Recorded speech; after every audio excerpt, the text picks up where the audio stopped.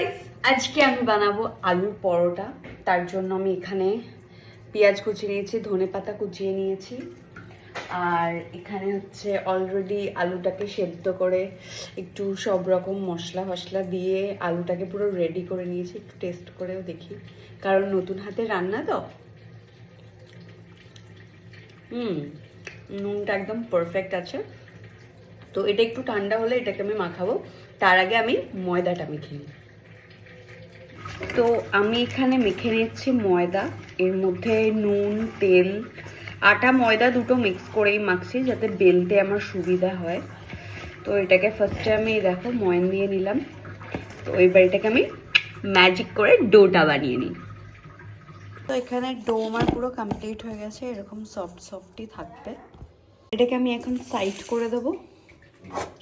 আর এই যে এটাকে আমি এখন ভালো করে ম্যাশ করব এইটার সাথে দিয়ে ভালো করে ম্যাশ করব। এখানে আর একটা রেডি হয়ে গেছে, এখানে অলরেডি একটা ভাজা হচ্ছে। আপনাদেরকে দেখাবো এক্স্যাক্টলি কীভাবে করতে হয়। জাস্ট ডোটাকে এইভাবে নিয়ে নেব, দিয়ে এটাকে হালকা এইভাবে বেলে নেব।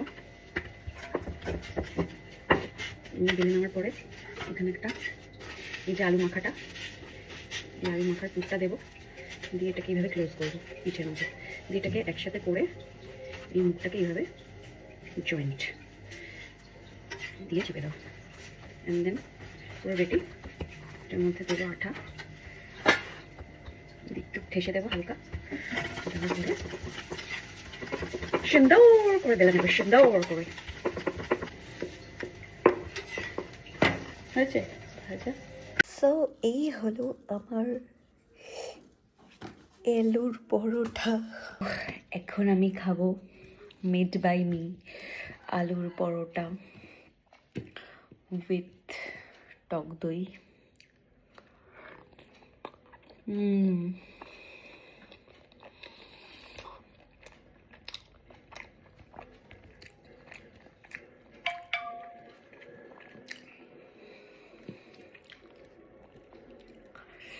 Just amazing.